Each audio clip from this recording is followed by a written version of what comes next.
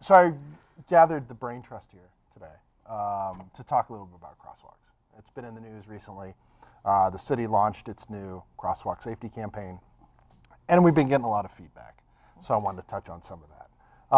And some of it's been really interesting. And the first thing I wanted to talk about really was we have the general consensus that we're getting from people with questions. And one of those consensus questions is they feel like the law is telling them they have to come to immediate stops without not enough space to stop.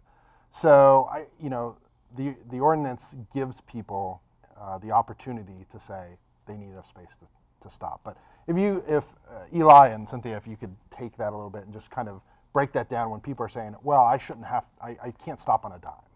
Well, the ordinance is, like a lot of rules, are set up on a common sense basis when it starts with. So the intent isn't, if you see something, you jam on your brakes. There's a safe stopping distance.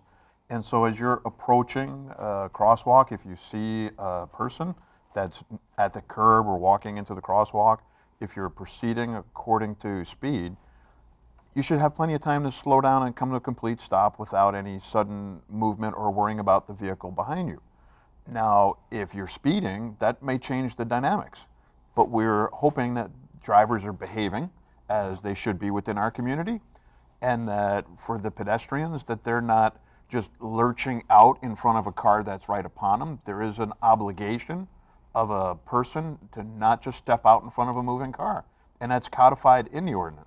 So the rules go both ways. There's enough time and distance for a driver to slow and come to a stop, and there's a responsibility on the pedestrian to not suddenly jump out in front of a car and put themselves in harm's way.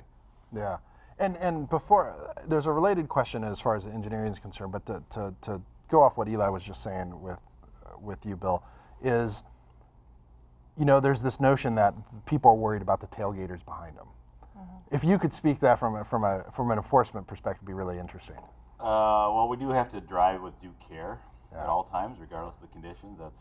Especially in Michigan, we've seen it this spring where the conditions change day to day. So you do have to operate with due care, so you can stop safely regardless of the conditions. So if a pedestrian steps out and you have enough time to stop, as Eli mentioned, then you should stop to comply with the ordinance. And then the drivers behind you, they should also be driving with that same due care. And if unfortunately, if that doesn't happen and they rear end you, we don't want to see anybody hurt. It's easier to fix a car than a person, so obviously we would come out and show them at fault for the crash. But we want to make sure all drivers have that due care, caution part of the driving dynamic down, and that they avoid colliding with pedestrians. They stop and yield as required if the circumstances dictate. And then also, if you're falling behind somebody, give yourself enough space so you don't put yourself in a situation where you might rear end somebody or have to take some kind of evasive action. Yeah, we talk a lot about it in freeway driving, that we talk about, giving yourself a certain number of seconds behind the vehicle in front of you. We don't hear that talked about a lot on urban driving, where you have to give yourself enough space. It seems people don't do that as often.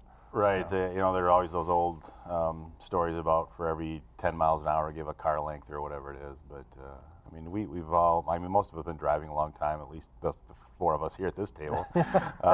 So we kind of have that experience, and based on conditions, you can set your distance, and we just those are real aggressive, quick, movements to avoid a collision are generally get people in trouble. And so give yourself a little more space.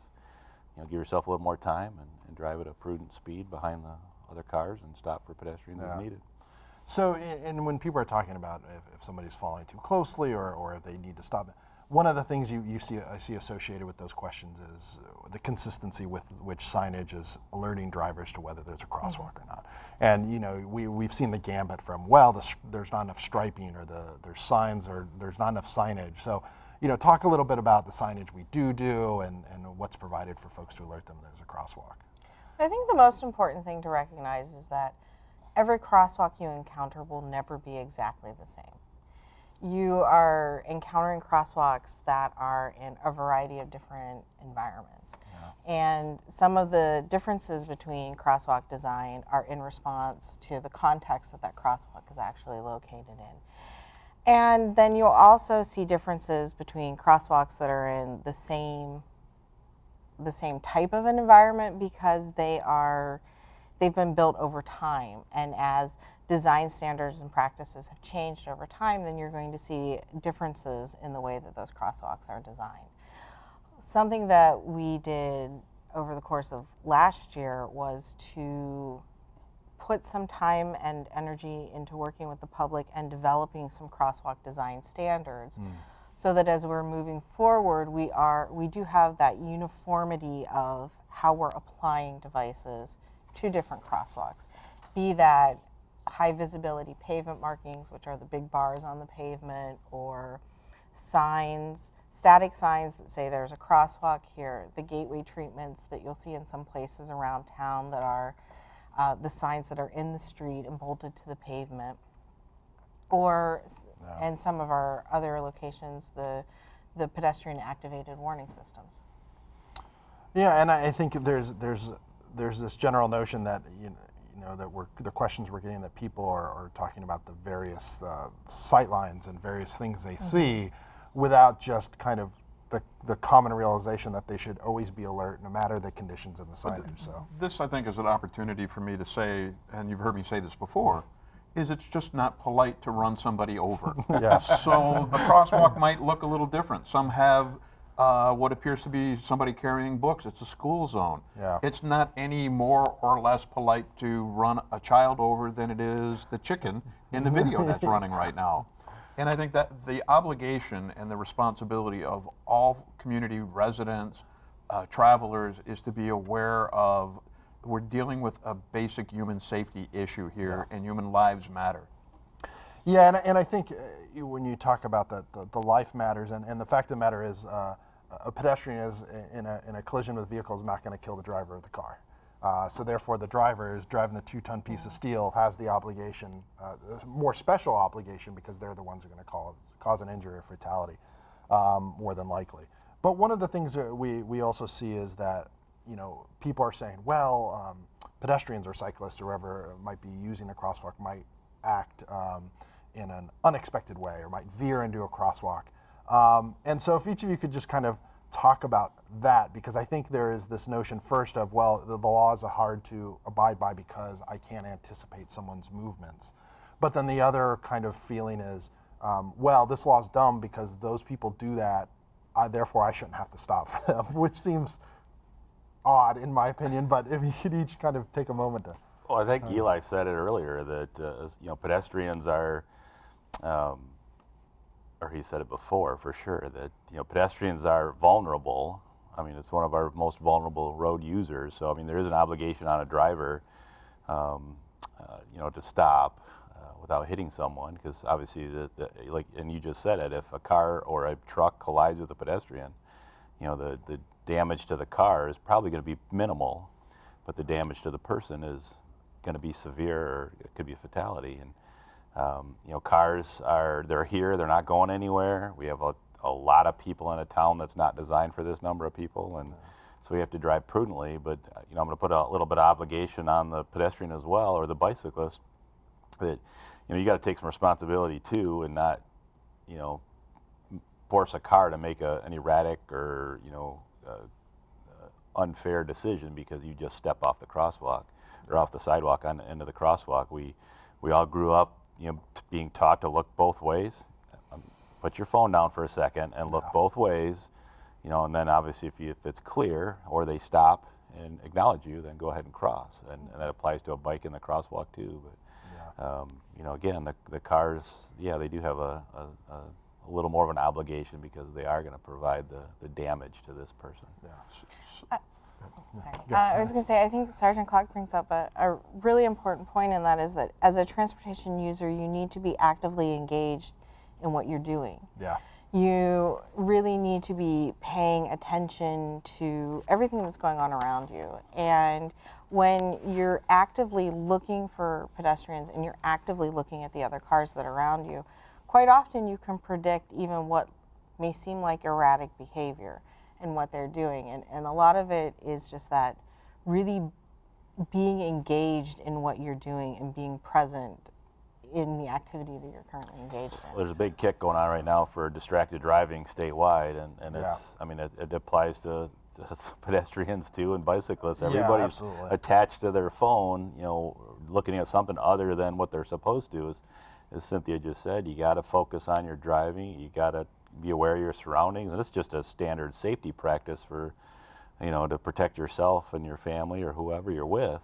Yeah. You know, from maybe it's not even a traffic-related issue. It's you know, some guy that may look a little suspicious, and you got to focus on your own safety, be aware of your surroundings, and cross the street appropriately and drive Yeah. properly. I want to build on that because I think that's something that, you know, was the question started. The root question was about the pedestrian or bicyclist lurching out into the street. The fact is that, as Sergeant Clark's talking about, there's the societal concern about distracted driving. If you're a pedestrian and you're not thinking about whether that driver is paying attention to you or not, and you're just going to blindly walk out without looking both ways and making sure that it's safe that you can get there, you might not. And I think that's important, that it's not as much about relying on an ordinance and for the pedestrian or bicyclist to be plugged in, tuned out, and say, I've got the right of way. I would give fair warning to anybody who enters into a crosswalk that although you might have the right of way, it would hurt to be hit. And you need to pay attention to what might be a distracted driver. Might be somebody rushing to childcare. Might be someone rushing to a U of M hospital.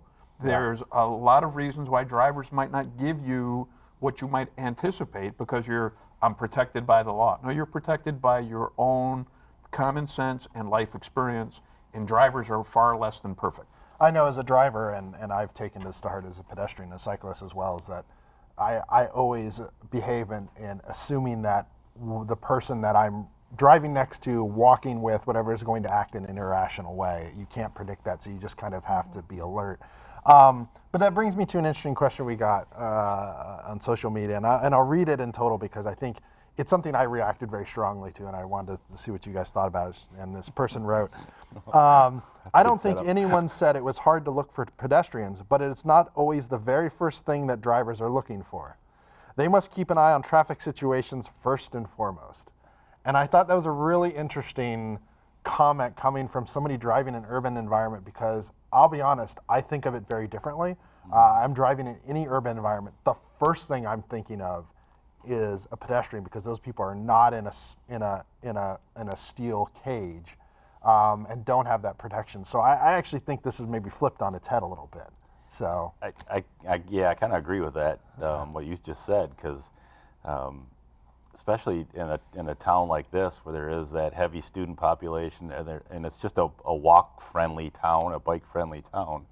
So there's a lot of people doing those things, especially with the weather getting warmer. Yeah. And I mean, you gotta focus on. I mean, they said that as a driver, you got a lot of things to focus on. Well, that's one of the bigger things you got to focus on as someone who, well, yeah, if you run them over with a 4,000-pound car, chances are that they're not going to survive that. And we as the police department, we have a lot of distractions within our vehicles. And it just terrifies me to hear what happens out there because guys are getting calls dispatched on the computer, they're answering the radio, or someone's walking up to ask a question, or they're looking at a traffic violator, and people are walking out in front of them or just crossing the street normally, and I'm terrified that we're going to hit somebody, but yeah, you gotta.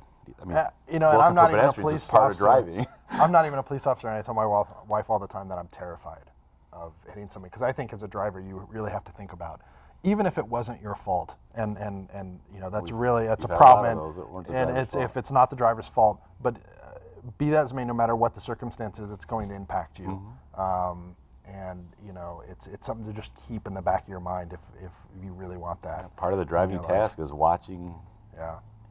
Everything. Yeah. And pedestrians and bikes are included in that. Yeah, you have a very powerful machine at your fingertips and under your feet, and you really have to be in control of it as best you can and drive to the conditions. And I think that gets lost sometimes. But I thought that comment was really So let me just add for the value of the viewers at home, something as simple as a slower speed So there's a number of streets in the community that are posted at 25 miles an hour. If a vehicle strikes a pedestrian, and I'm hoping it never happens, and they're going 20, 25 miles an hour, the pedestrian has about an 80% chance of surviving that crash. At the same time, 40 miles an hour, which is, oh, well, it's only 5 miles an hour over on some of the streets in the city, but the numbers flip. It's now, if you strike a pedestrian at 40 miles an hour, it's about an 80% probability that pedestrian is not going to live to see the next day. And so speed does matter. The Transportation Commission had a speed reduction committee that looked into this, and it's an important issue for drivers to, as you say, pay attention to what's going on. The first thing is to manage your speed in an urban environment. Yeah. This is not I-94, this is not 23, it's not M14. These are city streets, and they have all kinds of students, parents, children, people, grandparents, and there are vulnerable users, and your speed matters.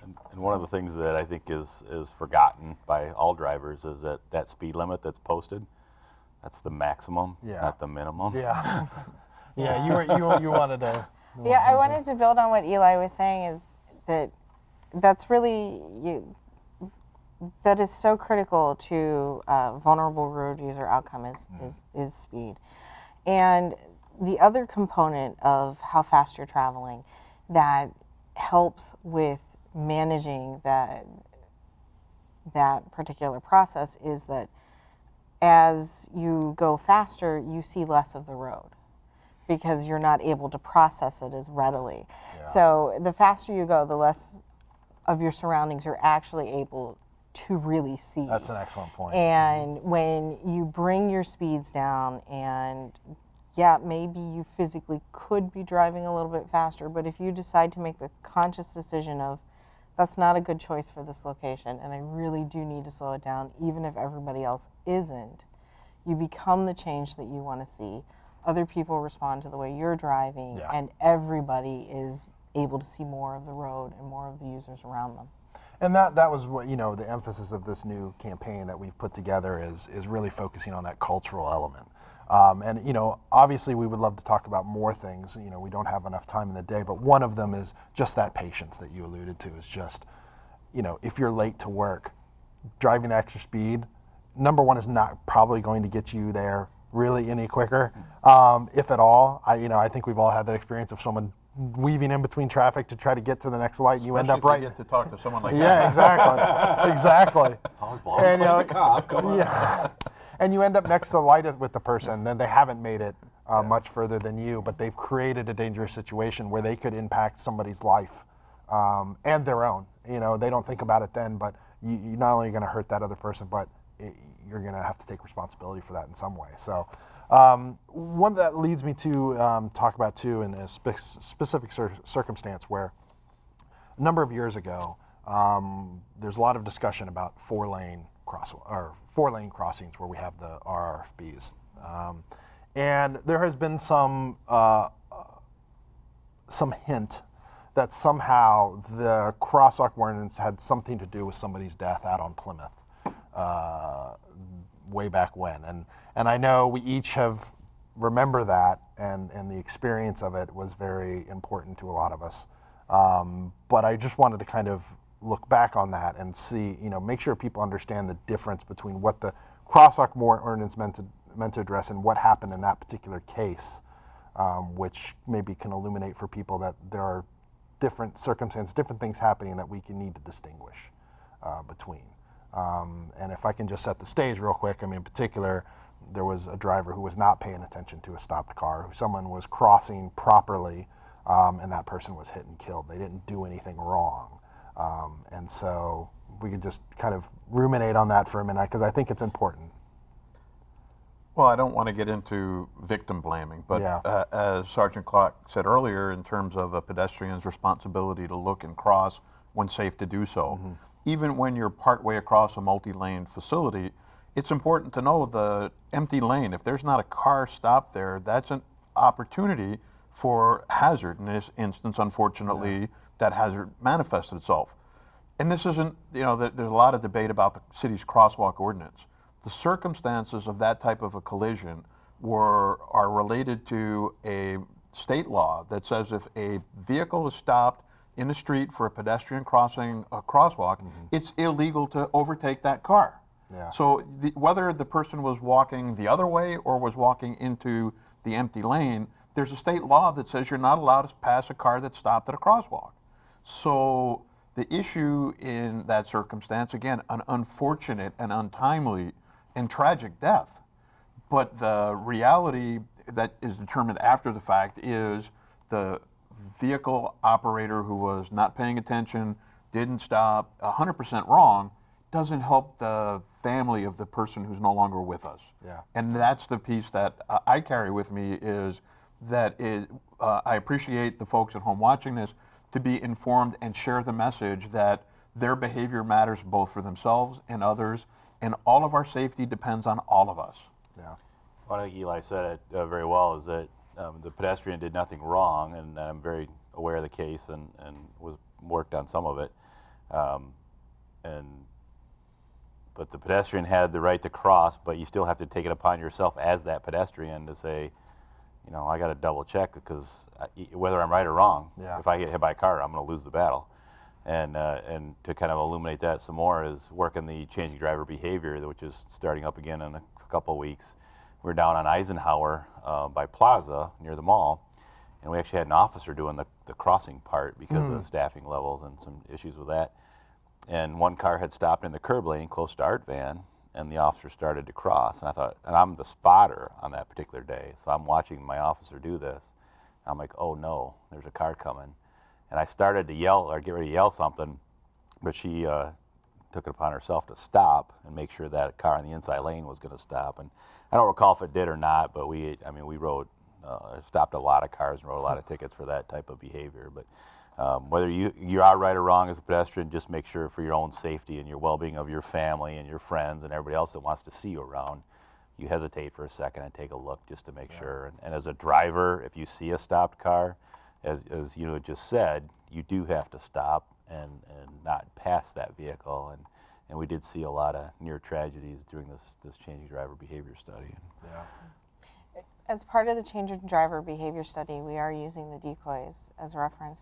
And part of the training that they receive is in their crossing protocol is that you stop at every lane line and look, and you don't proceed until you have verified that there isn't a moving vehicle in that lane. And that is Professor Ron Van Houten that we work with. He's famous for saying, if everybody did this, we'd never have any crashes. But you know, if everybody actually stopped and looked when they got to that lane line and took that moment to just verify Yeah. that, you know, you are a vulnerable road user, and it's a good idea to check your surroundings. Well, and I think this discussion kind of leads me to this final point, I think, is that what I've noticed in the comments, whether it's people talking about the crosswalk ordinance in a positive or negative tone, I think there's too much. I think there's some of this discussion happens because somehow people think this is a battle between who gets to use the facility, like who has the more of a right. You know, you definitely hear that. You get that notion from drivers. You're like, why is someone even getting in my way when I'm trying to get somewhere? Or pedestrians are like, I should be able to cross anywhere where I want, and people should just look out for me. Or, you know, we haven't talked much about cyclists in this case, but, you know, being able, they're kind of chameleons. They're vehicles 1 second, pedestrians the next. And so I think it's really incumbent on people important to talk about. We all share it. Right. It doesn't belong to anybody. We all share it, and that means to be safe, we all have to take responsibility for it. And I think that's something that maybe we don't get to as often as we should. Well, there's a lot of passionate people on all three ends of that spectrum. You know, the vehicle users and the bikes and the pedestrians, and then, you know, you throw the motorcyclists, which, you know, Eli's an avid motorcyclist into the mix, and that changes it a little bit more. But you know, as you said, we all share it. You know, none of these particular modes of transportation are going anywhere anytime soon, so we got to be mindful of each other, and whether you like it or not, it is what it is, and you got to drive defensively as a pedestrian, a bicyclist, and a motorcyclist, you got to drive defensively or walk, you know, and keep aware of your Walk surroundings. defensively, Exactly. drive defensively, yeah. And keep aware of your surroundings and take that extra hesitation to make sure the cars stop or whoever sees you and share the road. I think that's the great slogan, to share the road. Yeah, so I you know, it's again, I can't to go back that enough, and also on the city's part, we're all city employees sitting around here talking about this. We know we can do better. We are certainly not perfect. We make our mistakes, and we try to correct them as best we can. And that's the other thing I kind of want to just leave folks with, is that, you know, we hear people when they ask for additional lighting or signage at a location, or they make us aware of something that maybe we don't see every day. And it's something we take to heart, it's something we take seriously, and it's something we try to address, whether it's for additional enforcement, it's additional signage, it's the design of the road, or anything. So, you know, very thankful for what you guys do, and how we try to fix everything we can as best we can, and as quickly as we can, and I wish you know, that we could just be that much quicker, but sometimes that's just not the case. So, but I appreciate everything you guys do, and for taking the time to have this discussion, so it's really important. Thanks. Thank you. You're welcome.